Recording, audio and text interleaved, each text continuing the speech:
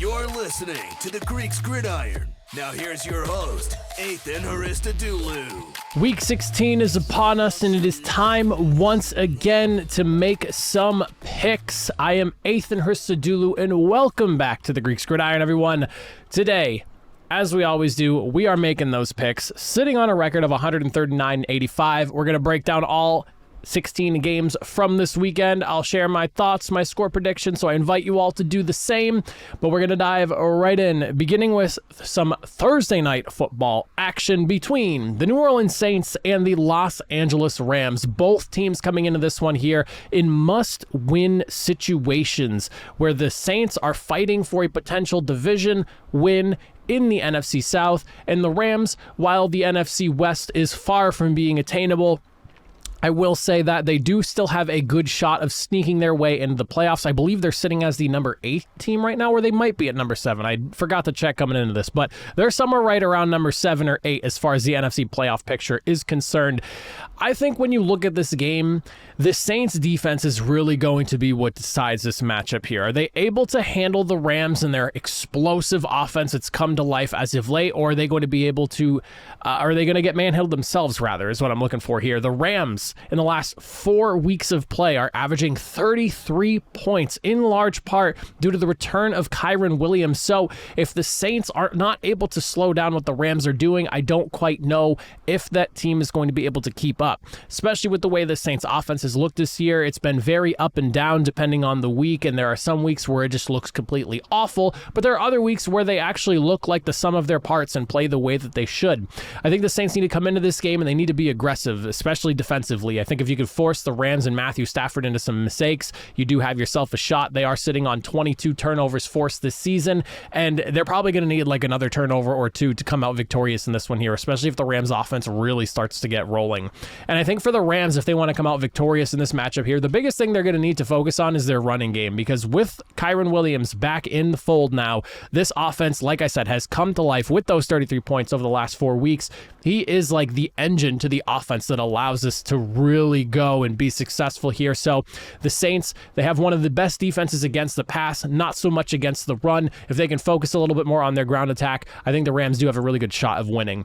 As for who I think comes out victorious in this one, I think I am leading more so towards the Rams, and in large part, it just has to do with, one, the emergence of this offense in the last month, and on top of that, I can't really buy into the Saints offense. It's just one of those groups that, like I said, has been very inconsistent. Some weeks they look good, other weeks they just look downright awful, and it's hard for me to buy what they're producing on offense. So I'll stick with the Rams. I have them winning 30-20. I think this game could wind up being a little bit more high scoring, but overall, I like the Rams.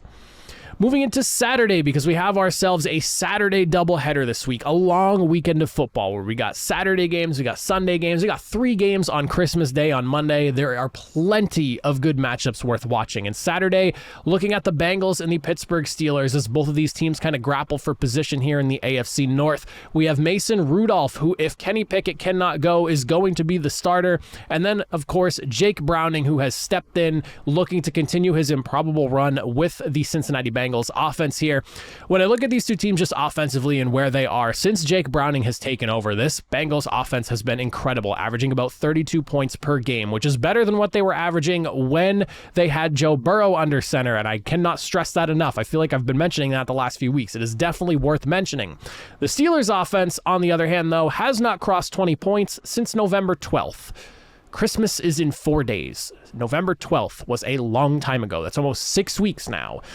I think that protecting the football is probably going to be one of the more important things in this matchup between both of these teams here. Both of them sitting above 20 takeaways this season. They're both not afraid to be aggressive and go after the football. And it almost feels like this game might end up in a situation where you probably are looking at like a game-sealing turnover that ultimately wins the game for whoever comes out on top. I do think, though, that for both of these offenses to really be successful, I think they both need to focus in on the ground game here, especially the Bengals. When you look at what both these teams do, their passing defenses are a little bit better than what you're seeing from their run defenses, and that specifically goes for the Cincinnati Bengals, who are currently 28th in the NFL against the run. The Steelers, a little bit better, sitting at 22 themselves, but I do think that running the football is probably going to be the best bet for both of these teams here, and is probably going to ultimately lead to whoever comes out victorious. Something that I am watching going into this game here, and I think is worth mentioning, is going to be the fact that there is no Jamar Chase. I also think that limits what the Bengals can do offensively. So, like I said, probably focusing on running the football, especially now that Jamar Chase is not in the fold. I trust T. Higgins as a true number one, but you got Joe Mixon in the backfield. Let's see what you can do with him in the ground game. As for who I think comes out victorious in this one, I just don't really know if I can count on Mason Rudolph in the way the Steelers offense has looked over the last handful of weeks now. Honestly, pretty much all season for the most part, as you really haven't gotten a ton out of this offense all year. So I am leaning towards the Bengals on this one, going into Pittsburgh for the win, and I have them winning 23-16. I don't expect a lot of fireworks in this one here, lower scoring affair between the two teams, but I do like the Bengals for the W. Then the next game that we're looking at on Saturday as well, we have ourselves the Buffalo Bills heading into Los Angeles to take on the Chargers. The rest of the season is essentially do or die for the Bills in this matchup here. It is win or go home. You have got to win out if you want to ensure a spot in the playoffs here. You also need some things to fall your way as well. But Chargers, coming off a historic loss for the franchise and the firing of both their head coach and GM, it's a down-and-out team that is going to try to see what they can do these last few weeks of the season, but I've got to say, with the way Buffalo has been playing these last few weeks, they are red hot and they are rolling right now, and it's very hard for me to really give the Chargers much of a chance here. I'm expecting Buffalo's offense to capitalize on the Chargers defense, which has been pretty poor all season long. Since they fired Ken Dorsey a few weeks ago, they're averaging 29 points per game, and they also have turned into the best third down team in the NFL. So I just think you're asking for a lot from the Chargers defense going into this matchup here. And my thoughts and prayers go out to Easton Stick and the offense, because you're going up against the Bills defense that is just unrelenting. They are tied for third most in the NFL in takeaways right now, sitting on 24 with 15.5% of opposing offensive drives ending in turnovers, which is the second most in the NFL. Coupled with the fact that Keenan Allen did not participate in practice again yesterday, I have my concerns about the Chargers in this one here. I think the Bills are going to come in. They're going to win pretty handedly. It's not like Los Angeles has been much of a home field advantage for them anyways. I believe the Chargers, they are sitting at 2-5 at home this season right now. They have more wins on the road in their 5-9 season than they do at home. I have the Bills winning in a pretty ugly affair, 34-13, with a big stomp towards the playoffs for the Buffalo Bills. Now moving into the Sunday early window here, those 1 o'clock games. First matchup we're going to preview is the Indianapolis Colts and the Atlanta Falcons. We have a top 10 scoring offense in the Indianapolis Colts going up against a top 10 defense in points allowed in the Atlanta Falcons. And then on the flip side of things, a bottom 5 defense in points allowed in the Colts versus the Falcons, who are the 6th worst scoring offense in the NFL. Two very different teams when you see the way they've been getting it done this season. Falcons offensive line definitely going to have their hands full with 36 sacks allowed this season, which is good for 12th most in the NFL. The Colts sit right now at 46 total sacks. One of those numbers that I did not expect to see at the beginning of the season. 3rd most in the NFL, despite averaging just generating a very modest amount of pressure. They're about middle of the pack as far as pressure is concerned, but they do get to the quarterback when the opportunities present themselves. And with the now Taylor Heineke show over in Atlanta, I'm a little bit concerned with just the state of the Falcons right now, as they kind of continue to flip-flop back and forth between Desmond Ridder and Taylor Heineke now. I don't really know how they're going to fare against this Colts defense, who it's not like by any means has been the most outstanding of units. They're pretty good against the pass. They struggle against the run, and that is kind of the out for the Falcons in this matchup. They love to run the football, averaging 126 yards per game, and the Colts, even the last 2 weeks, have seen some improvement, but have struggled against the run for the most part this season. I don't really know if outside of the running game, the Falcons can really be effective. And that's just kind of how I stand on them right now. This offense has really come to a screeching halt as of late. And I think you kind of saw the entire thing, like the wheels fall off the wagon, I guess you could say, in that game against the Carolina Panthers this past week. And while the Colts are slim underdogs at the road, they are also 5-2 as visitors this year. So I'm leaning Indianapolis with this one here. I can't really buy what the Atlanta Falcons have been doing as of late, and sure, Taylor Heineke might bring a little bit of a spark, and I know he's had some moments in his career, but I'm going to have to take the Colts on this one here. They're fighting for a playoff spot right now, and honestly, a potential spot as a division winner as well, sitting at 8-6 in a three-way tie with two other teams in the AFC South. So I like Indianapolis. I have them winning 26-20. Best of luck to the Falcons in this one here, but after watching them, and I understand it was raining last week a lot in that game against the Carolina Panthers, but after watching the way that game played out, you are the better team, and you ultimately coughed up a potential, you basically threw away the division with that loss there. I'm going to have to go Indianapolis. Next, we will preview the Seattle Seahawks and the Tennessee Titans. Now, the Seahawks are coming off of a monumental Monday Night Football matchup in which they upset the Philadelphia Eagles at home in a much-needed win to keep their playoff hopes alive. Meanwhile, the Titans, sitting at 5-9, eliminated from the playoffs at this point, just trying to put some things together and have somewhat of a decent end to what has been a really ugly season for them. They are a tough team at home. For what it's worth, they're 5-9 on the season, but 4-3 at home, so they love to play teams a little bit tougher in Tennessee. Seahawks on the flip side of that, and I do think is worth mentioning, have not been great on the road themselves. They're 7-7, but 2-5 on the road, so that is definitely a bit of a concern for this game here. However, I think the Seahawks, coming off of that win, momentum is a very real thing in the NFL. You win that game on Monday Night Football, you put yourself in prime position to fight for at least the number 7 seed in the NFC playoff race. They have everything to play for and everything to lose in this game. So I'm having a really hard time picking against the Seahawks in this matchup. Whereas, like I said, the Titans, yes, they're trying to muster up some good in what has been a pretty tough season for them these last few games. I think the Seahawks just have a little bit more that's motivating them to come out victorious in this one here. And if the Seahawks lose this game, you can pretty much kiss your playoff hopes goodbye. That would put things in a very ugly situation for them. So I have the Seahawks winning 22-17. I expect the Titans to play them tough. I don't think they're just going to roll over and lose, but I do like the Seahawks in this matchup with everything on the line for them playoff-wise. Now we'll look at an NFC North matchup between the Detroit Lions and the Minnesota Vikings here.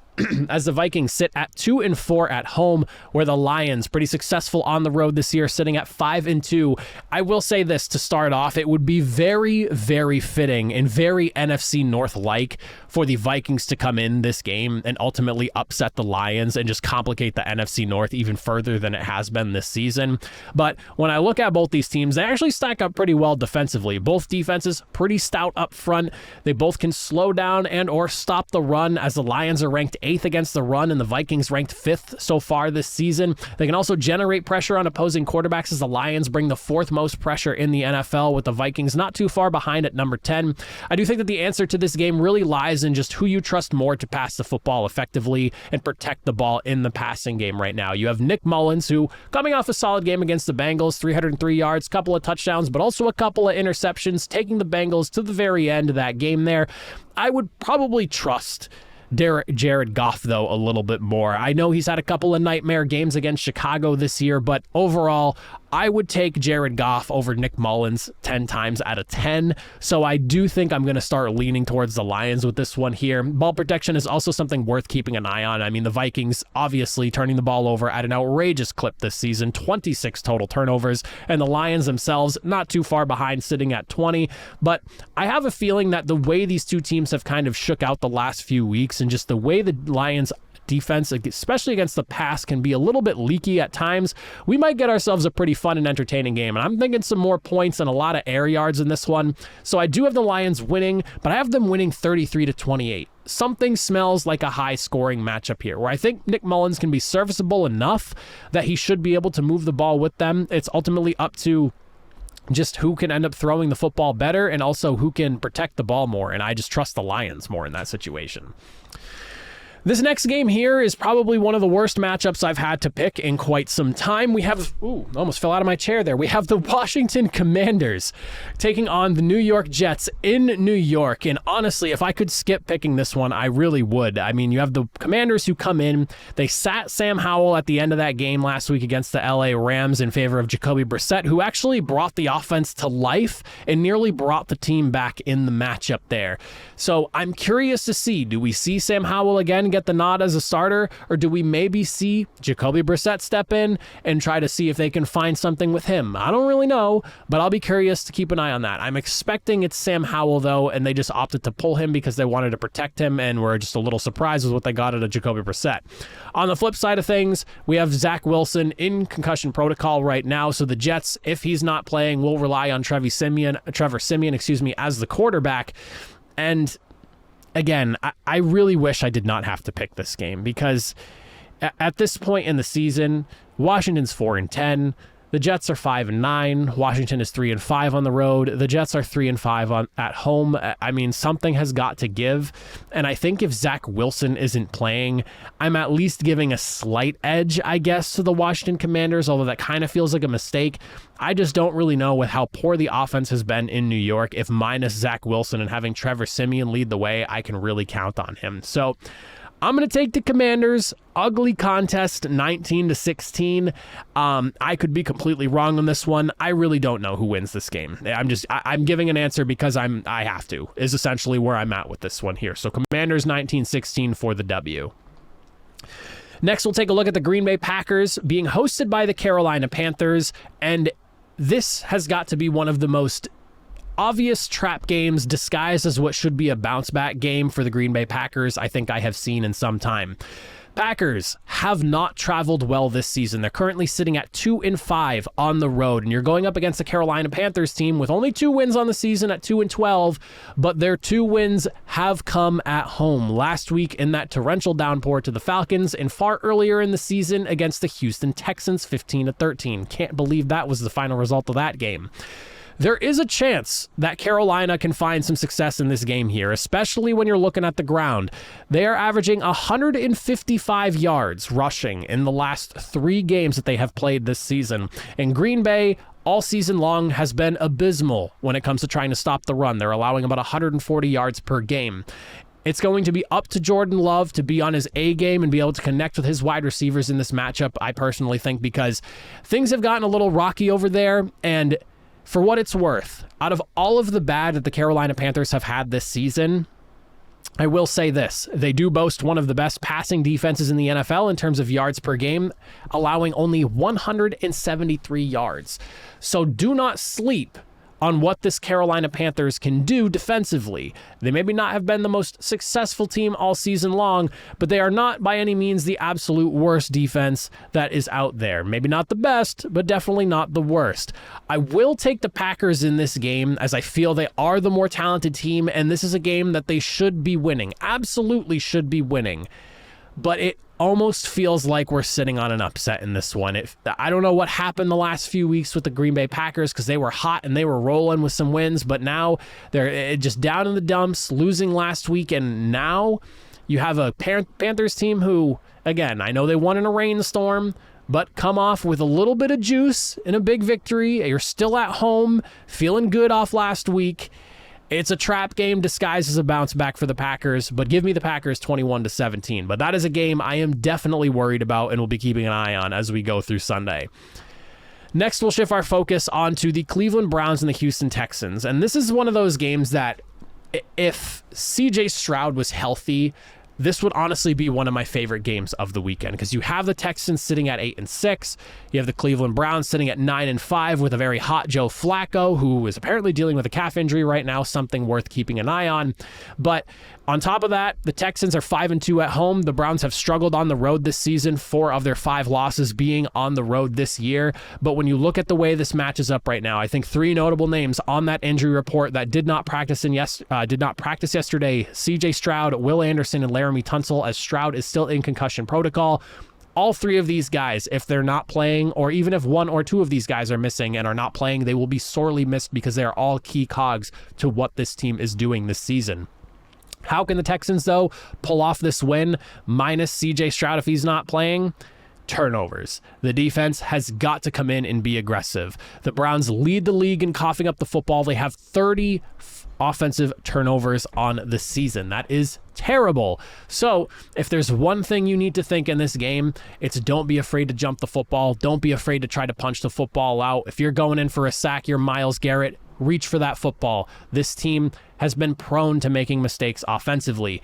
The Browns, meanwhile, going to be a big task to stop that rushing attack. The Texans boast the 6th best run defense all year, allowing more than 100 yards twice since week 5, but the Browns do love to run the football. It is basically their bread and butter so far this season, although the passing game has emerged a bit since Joe Flacco has jumped in. But I do think that if you want to come victorious in this matchup, you've got to make them one-dimensional. Make Joe Flacco continue to have to put up numbers and beat you with his arm, because as fun as it has been to see him do what he's doing, I'm not quite sure it's sustainable. I just need to be made a believer. I'm not like sitting here trying to doubt Joe Flacco. It's just the scenario we are sitting in right now is so unlikely that I don't really know if it's going to continue being that way.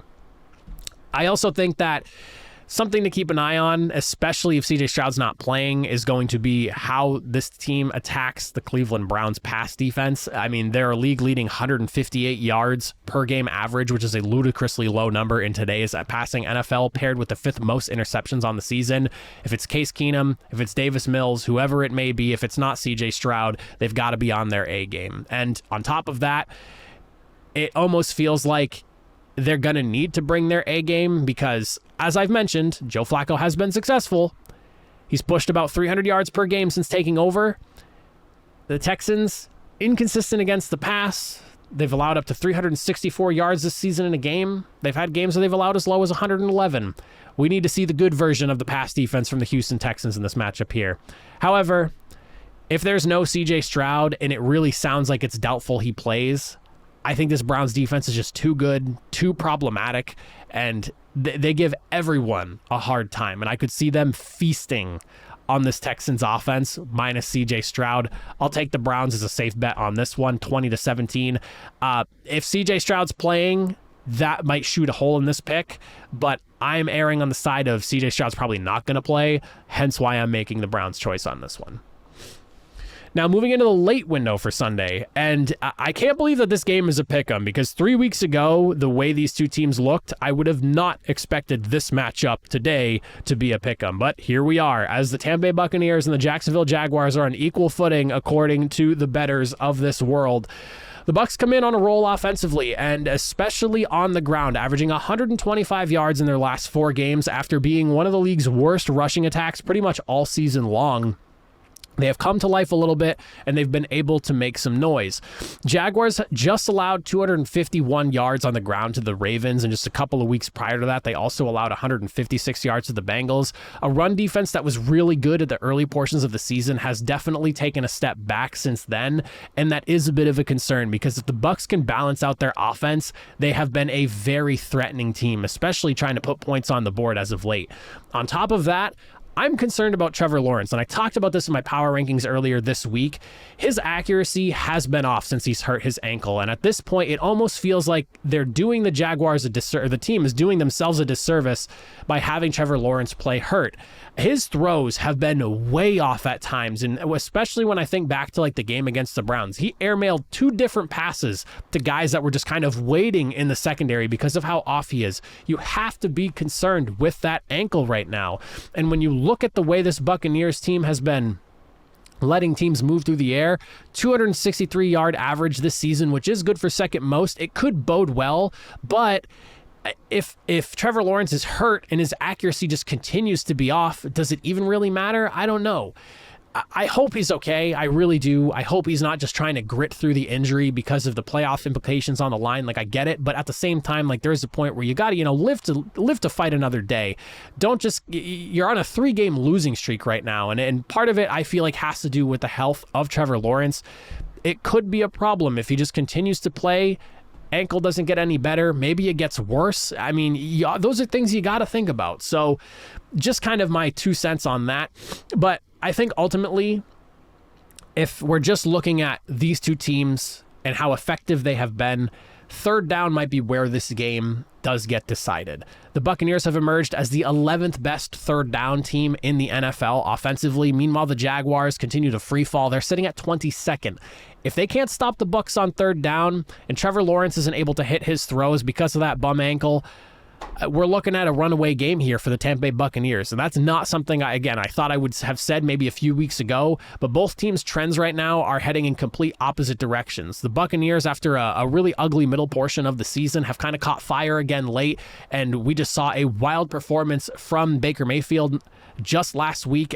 You gotta keep an eye on what this Buccaneers team is doing, because it seems like they're not playing around and they might be getting hot at the right time. Meanwhile, the Jaguars they're in a tough spot right now, and I don't really foresee it getting much better. I really don't. It's going to take quite an effort to turn things around. Maybe this is their bounce back game, but I'm a little bit worried about the trend the Jaguars are on right now. As for who I think wins, if you can't tell, it's the Buccaneers. I have them winning 27-20.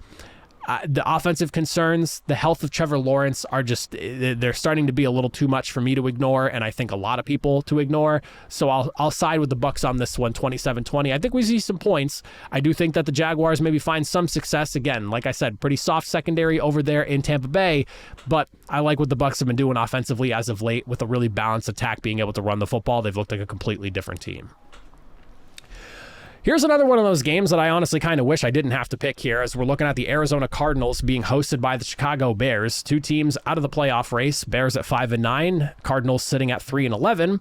The Bears, I do think, are kind of the clear favorites in this matchup here. The Cardinals have been the de facto one of the worst teams in the NFL this season. They're allowing the second most points per game this year at 27. And then when you look at the way this Bears defense has just evolved since they've brought Montez Sweat into the fold, that's got to be one of the biggest acquisitions for a team in quite some time, where you've taken a defense and just basically flipped it on its head into a much improved unit with just one acquisition. It's kind of crazy. When you look at how they've been against the run, they're allowing just 79 yards on the ground per game right now. That is a league best for the Bears defense. You couple that with the massive improvement pressuring the quarterback since Montez Sweat joined. The Bears are allowing only 208 yards per game through the air with Montez Sweat on this defense. And if you take out the Browns' loss last week, which obviously rose that number is not the right word for that, made that number jump up a bit because they had 300 and some odd yards through the air. If you take that game out, you're sitting at 180 yard average. That is insane. You're talking about one of the best pass defenses and run defenses in terms of yards per game in that span. Unbelievable numbers. There's just not a lot coming from the Cardinals that makes me feel like they're going to win any more games this season, especially against a defense that has been as good as it has in Chicago's. The offense can be a bit of a concern in Chicago. At times they do find themselves kind of stuck in the mud, but I do think when you look at the way this Cardinals defense has performed this year, they're 31st against the run. They're 31st in points allowed per game, as I mentioned. It seems like a good game for the Bears to kind of build off of. So I have the Bears winning this matchup. I have them winning 28-14. I do think that defense shines against this Cardinals team. And I know that they put up 29 points against the 49ers, but that felt more like the 49ers were just kind of pressing the gas on offense and maybe let up a bit on defense. And maybe they let some more points on the board than they would have wanted to allow. But I don't really look at that too much as more than just, the 49ers were just kind of done with the game and let up a bit on defense. Next, we're going to look at the Dallas Cowboys and the Miami Dolphins, two 10-4 teams with all of the playoff implications on the line in this matchup here. Miami Dolphins control their own destiny in the AFC. They have to win out in order to secure that number 1 seed in the AFC, so it starts with the Dallas Cowboys here. You cannot ignore what has been going on with the Cowboys when they are not playing at home. They're now 3-4 on the road. All 4 of their losses have only come on the road. They're undefeated at home, 7-0, but they struggle whenever they go to visit.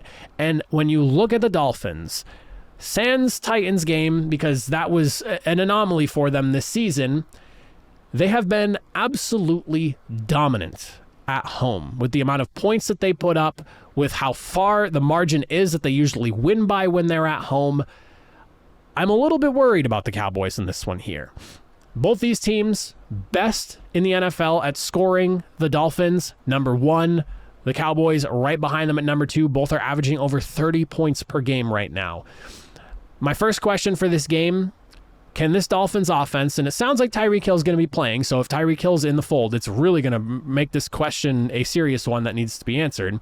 Can the Dolphins make the Cowboys secondary look as silly as they have to many other teams so far this season? The Cowboys boast the 4th best defense against the pass this season. They're also 11th in sacks in the NFL with 40. So they're a great unit against the pass. They bring pressure. They can get to the quarterback. They have a really good group of guys in that secondary there. It seems like every single passing week that goes by, obviously, the Deron Bland story has been awesome to watch there, but you see what Stephon Gilmore has been able to do with them as well. Has been really impressive. I will be curious to see how this matchup shakes out, because it's one of those things where it's like irresistible force, immovable object. Like like something has to give here, and I'm very curious to see who it ends up being that ends up giving. On the flip side of things, you could kind of ask the same question. It's not like the Dolphins have been bad against the pass themselves. They're 10th against it. They also have the 2nd most sacks in the NFL, sitting on 48. So you have 2 passing defenses that are pretty effective at what they do. They also have defensive fronts that can bring pressure and upset the quarterbacks and make things go haywire for them. This is a very fun matchup, but one thing that really stands out to me that I think is worth mentioning here, the Dolphins have the 4th best rushing attack in the NFL right now. And one of the biggest issues the Cowboys have had this season defensively is defending the run. And I'm not quite sure if the Dolphins start running wild in Florida, at home, in Miami, if the Cowboys are going to be able to match that. The Dolphins can beat you both ways, and they've become a very different team from the team that they were early in the season, who got maybe punched in the mouth by the Buffalo Bills and have, succumbed to a couple of weird losses here or there, a la like the one to the Titans just last week. I really feel like there is a chance we see a high-scoring affair, a lot of points, but I don't quite know if Dallas will be able to hang with what Miami can do. So I'm siding with the Dolphins on this one. 6-1 at home. You got a Cowboys team that struggles on the road to get the job done. And on top of that, Miami needs this win, obviously, to win out and maybe secure the number 1 seed in the AFC.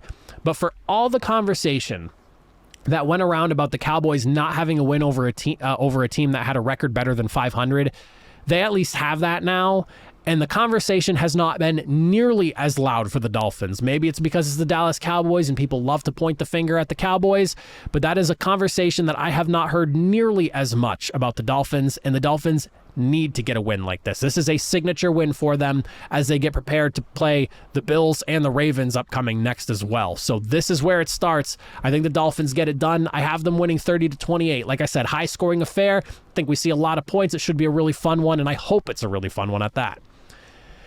Now we look at the Christmas Eve special, Sunday Night Football, as the New England Patriots head into Denver to take on the Broncos. This is a must-win for Denver if they want to keep their playoff hopes alive here. And the Patriots come in, and for what it's worth, at Denver has been a very tricky matchup for Bill Belichick in his career in New England. He is actually 4-7 on the road in Denver in his career. Riddle me that. Not sure what that's all about, but that is one of those weird things that even when Tom Brady was still playing, that also got discussed as well. He always seemed to struggle going up against the Broncos for whatever the reason may be.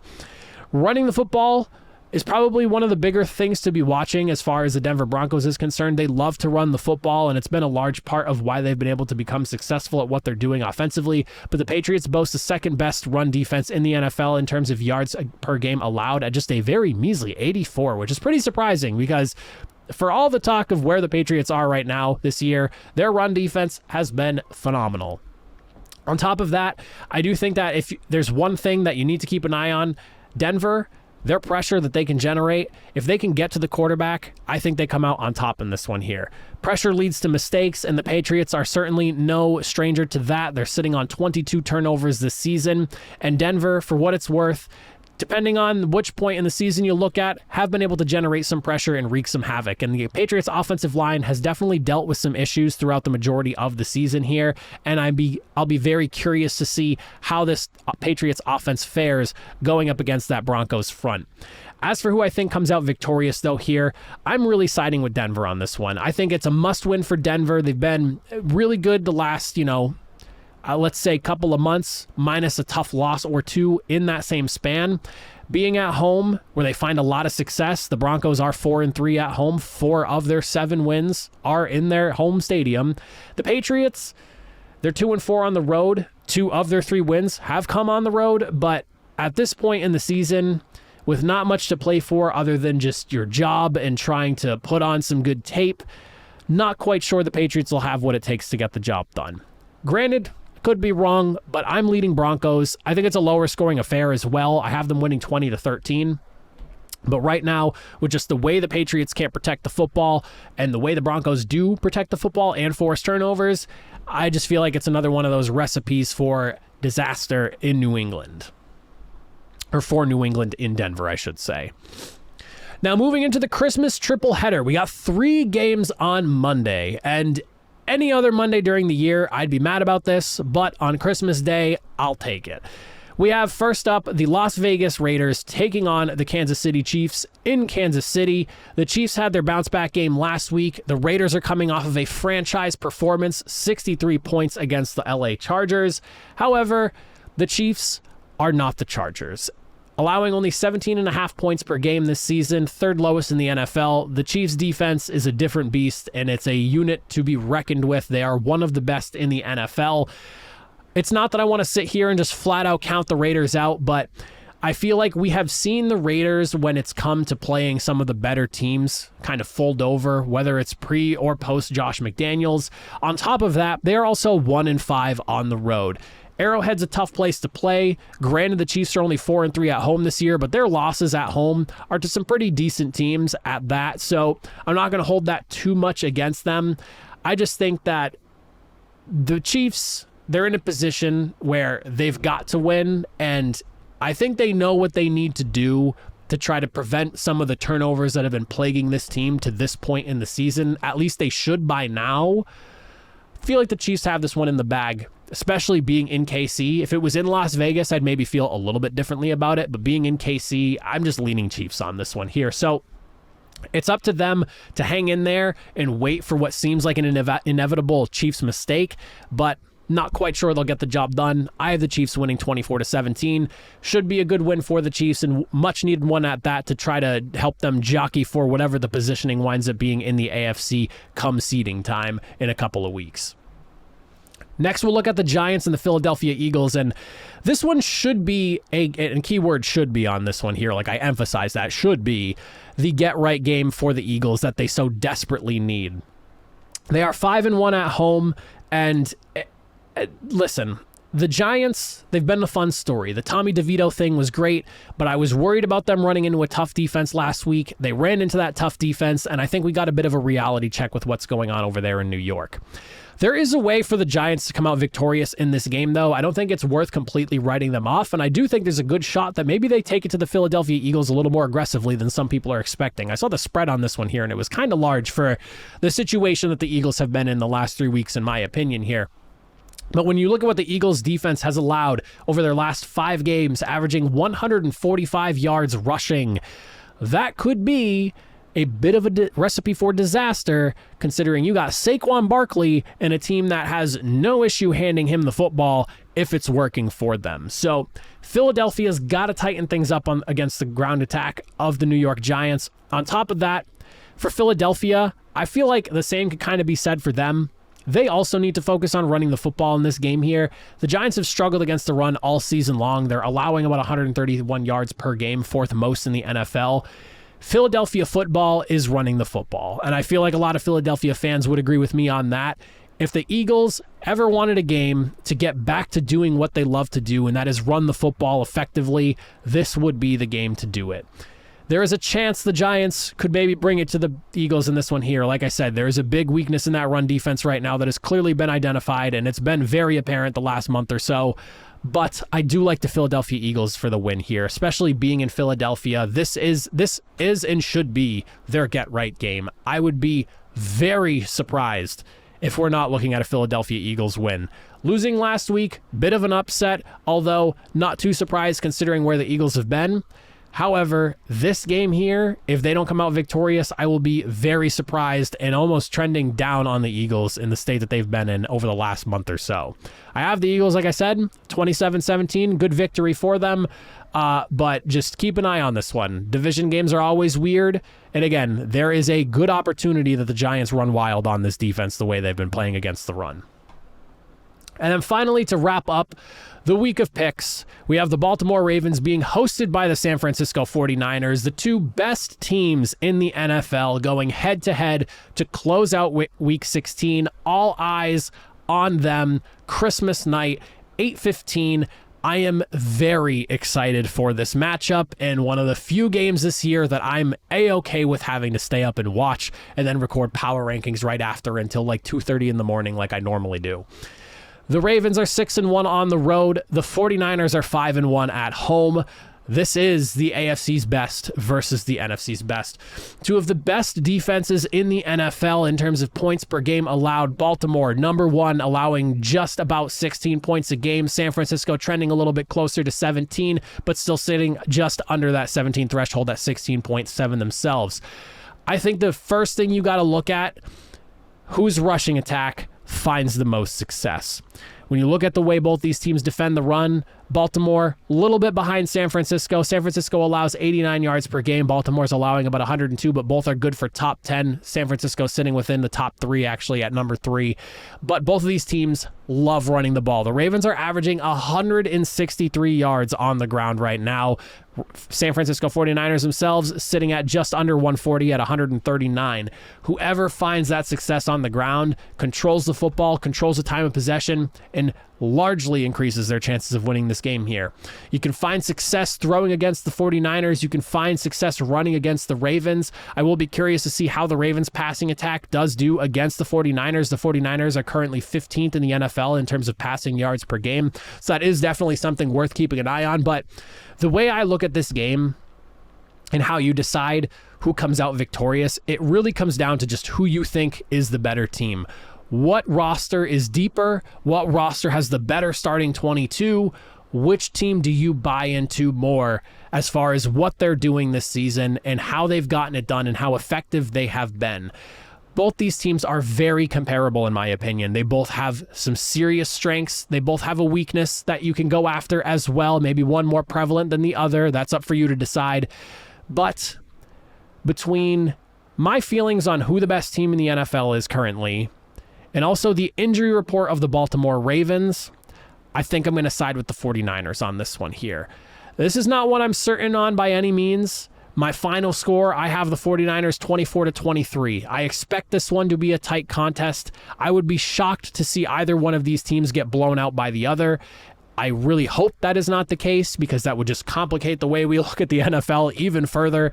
I want a really good game. I'm expecting a really good game, but right now, with the way the Ravens are hurting, on top of that, you lost Keaton Mitchell, who was kind of turning into like your home run threat as far as running backs go on that roster. I think I like the 49ers. They are also very, very healthy right now and are just firing on all cylinders. They're my number one team. I have the Ravens ranked at number 2, so I'm going to put my money where my mouth is and go with the 49ers for that win, 24-23. But those are my picks for Week 16 of the NFL. Let me know in that comment section down below your thoughts, your opinions. What are your picks? What are your thoughts on mine? But that is it for me. As always, I appreciate it if you made it to the end. I will see you all next time. Have a good one.